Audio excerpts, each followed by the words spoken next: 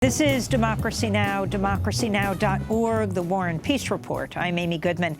As we return to my conversation with Angela Davis, I spoke with her in October at Busboys and Poets, a cultural hub and restaurant in Washington, D.C. I just was at San Quentin a few weeks ago. One of our fellows at Democracy Now!, she worked at the San Quentin News, and we went into San Quentin, and the first thing the prisoners showed us as we walked in the prison, they pointed and said, "This is where George Jackson was gunned down." The first thing they showed us. This was agonizing for you. Yeah, August 21st, 1971. George was killed by San Quentin guards, and it was during that period there was so much going on that it was we could hardly find the time to mourn and to grieve because something else would happen. Jonathan had been killed almost exactly a year before that. That period was so compressed in so many ways, and I'll never forget when my attorney, Howard Moore, and my attorney, Margaret Burnham, came to visit me, because at that particular time, I was back in solitary confinement because I had been extradited to California. And you chose to have black attorneys, which was a very important statement. Well, yeah. Why not? I mean, why? The thing is, there were so many political prisoners during that period. And, there were really good attorneys. Kunstler was amazing, right? But there were also black attorneys who were committed, who had a history in civil rights activism, like Howard Moore, Margaret Burnham, who is my closest friend in the world, and we always say that we've known each other since before we were born, because our mothers were pregnant together, and our mothers were best friends. And she was the first person to show up at the jail.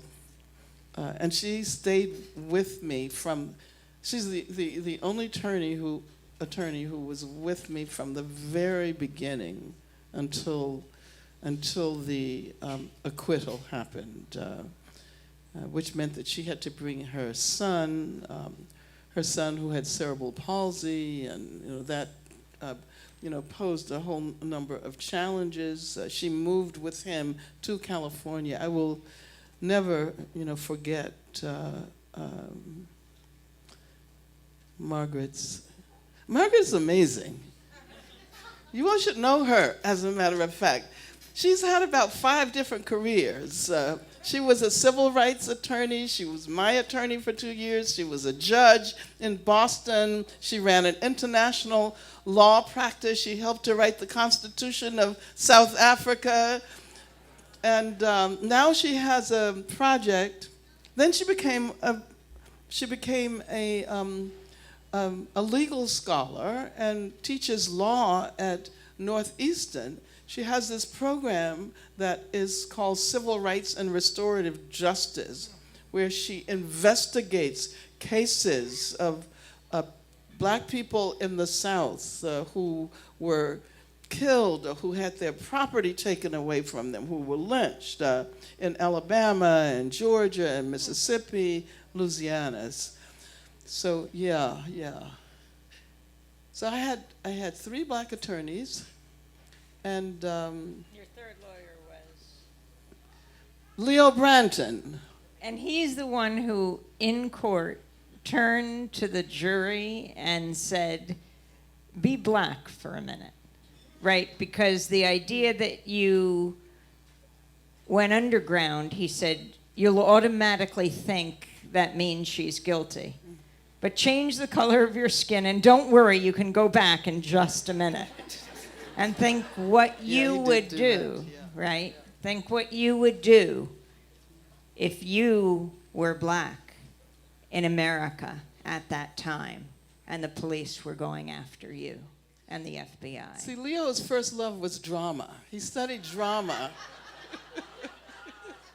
And so he had this sense of, how to capture the attention of the jury. And many, many years later, we were at Harvard. Charles Ogletree did an event in which he invited me and my siblings and the attorneys. And Leo remembered word for word the closing argument. And he stood up in front of these students, this was in the 1990s, and gave the closing argument again. Is it true that at one point they sat a woman, a good friend of yours, next to you to show the unreliability of eyewitness accounts? Yeah, my friend Kendra Alexander, with whom I was active in the Communist Party and a number of other organizations, she did legal work throughout the trial, as did her husband Franklin and my sister. And so she sat at the table with us, and this witness was poised to identify me. And he identified Kendra. They said, and is she in this room yes, today? Yeah, exactly. Yeah, there were all of these, I guess, Perry Mason moments in the trial that were. And you were released on bail, but then describe the moment of the jury coming back in. Your family, your whole family was there, but your mother was too nervous to come into the courtroom? Yeah, my mother didn't want to come in, and Margaret, who had known my mother since she was born, said, Sally, we all learned to call the parents by their first names. That was kind of like a communist, So Margaret said, Sally, you can't stay out. You have to come in, and she came in. But what was interesting was that Margaret was the one who was so totally composed, and she totally had it together. She was the attorney. But as soon as the jury walked into the courtroom, she lost it. Her hands went up like this. The jury announced the verdict, and Franklin sobbed out loud. You heard this loud voice of this man crying. Franklin was another close comrade friend who did organizing around the case. Yeah. And 1, 2, 3, the charges were read. Yeah. And you were found not guilty on all 3 charges. Yeah. You walked out into the sunlight, and the next chapter of your life began. Well, we had a party that night, and champagne. It was great.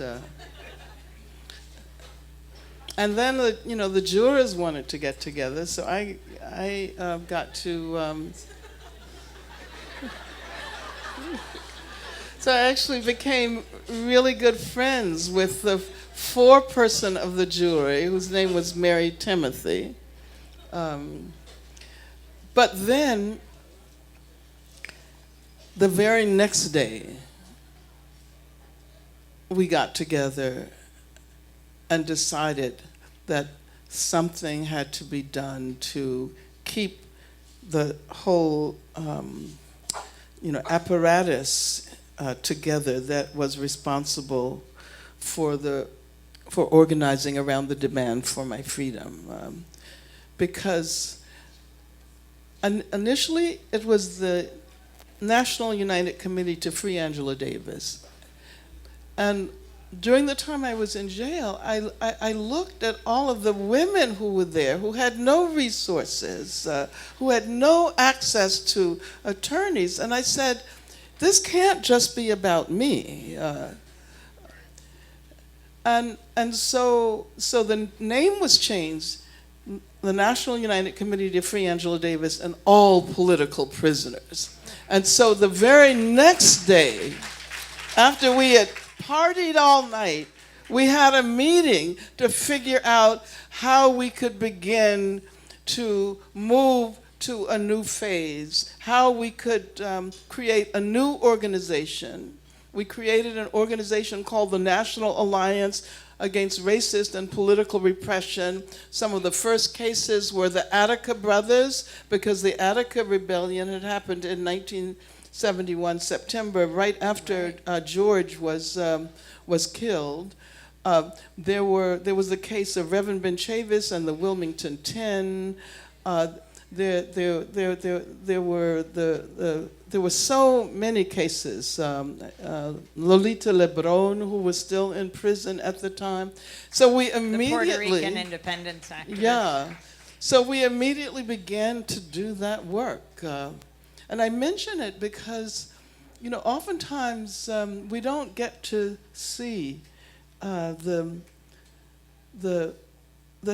history, the trajectory that makes it possible to engage in certain kinds of political actions 20, 30, 40 years later.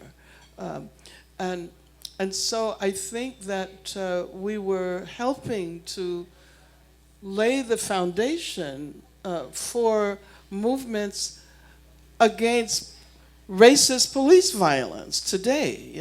As a matter of fact, we had a caucus within the organization that was very specifically concerned with stopping police violence.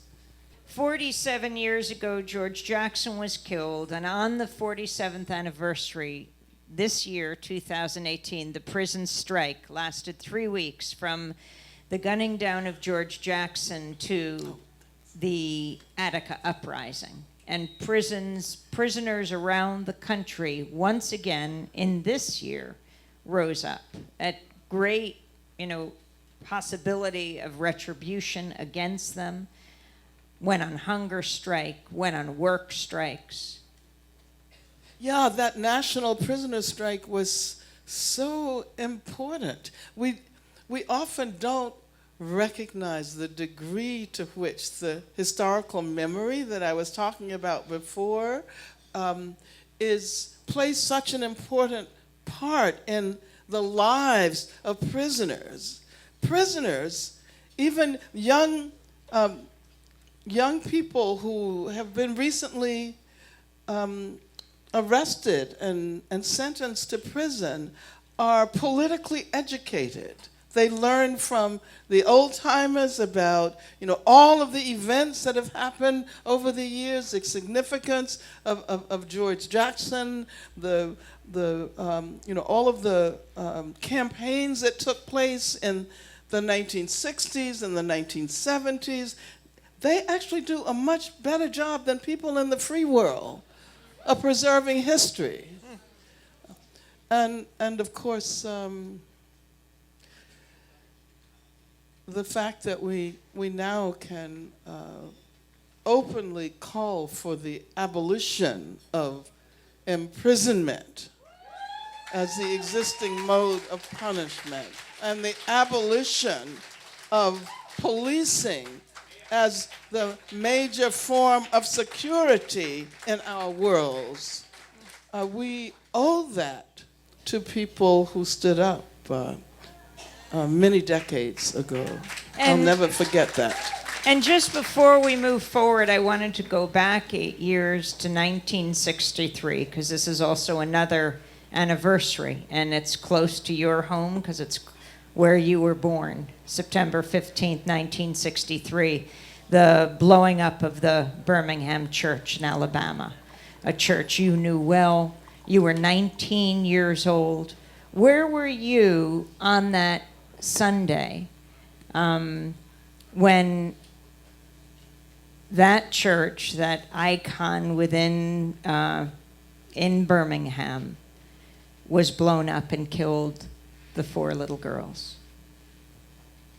I was in France. I was spending my junior year studying in Paris, and when I learned about the bombing of the 16th Street Baptist Church, I was there, and in those days, the technology of communication was not what it is today. You couldn't just, text somebody or.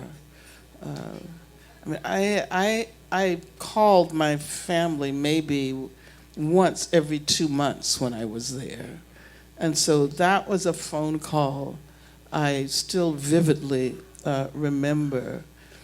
And my mother was very good friends with the mother of Carol Robinson, and as I've said many times, almost all of the girls were close to our family.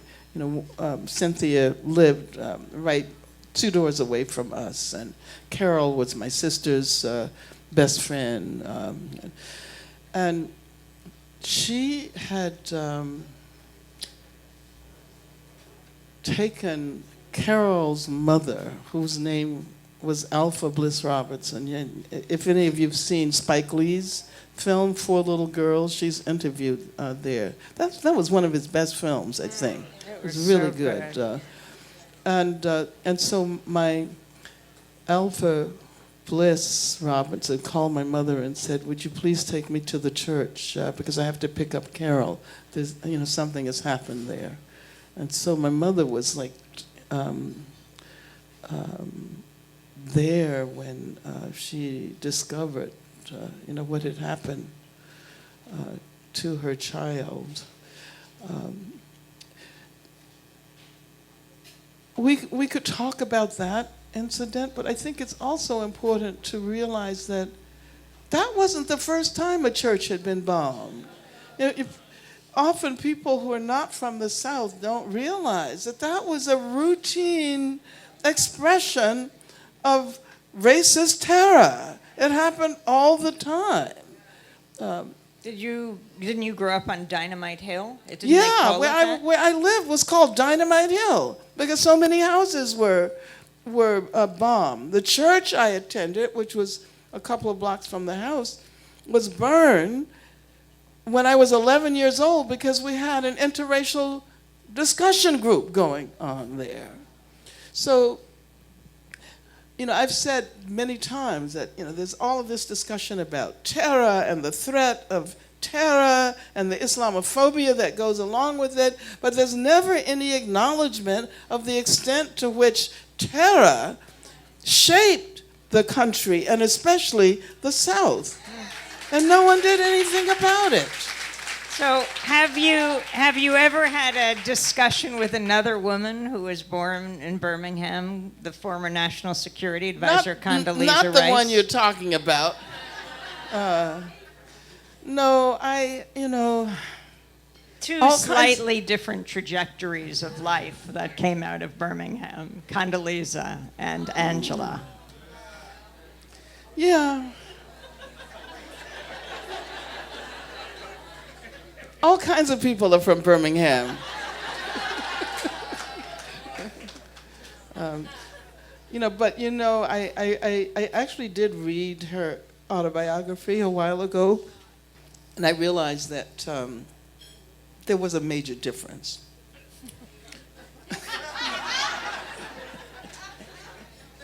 I didn't read her autobiography, and I had already figured that out. But you see, one of the things I learned growing up in Birmingham was to really treasure community. I learned that an injury to one is an injury to all. And I got a sense of, I'm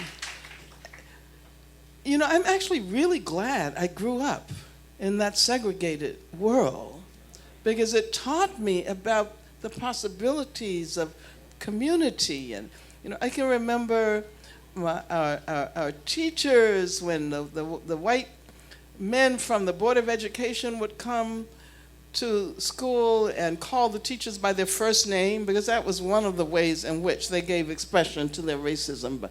And so the teachers would stand up and fight back and end up losing their jobs just from speaking back to, a white Board of Education representative. And so I felt this closeness there. Now, the reason I make this point is because in Condoleezza Rice's autobiography, she points out that she was reared to think of herself as someone who had to stand out, who had to be better than anyone else, who had to, if we're running a race, she always had to be 5 miles ahead. And, well, we all learn that if you're black, you have to be 10 times better than white people. So you didn't just face But she one wanted death to be- sentence, you faced 3. No, but Condoleezza Rice wanted to be 10 times better than all black people too. So, and I don't think she grew up with that sense that of the power of community. She grew up with a sense of the need to stand out as an individual, and I think that's the fundamental difference. The legendary activist and scholar Dr. Angela Davis. We'll return to her in a moment to talk about challenging capitalism, today's youth movements fighting for justice, and what gives her hope.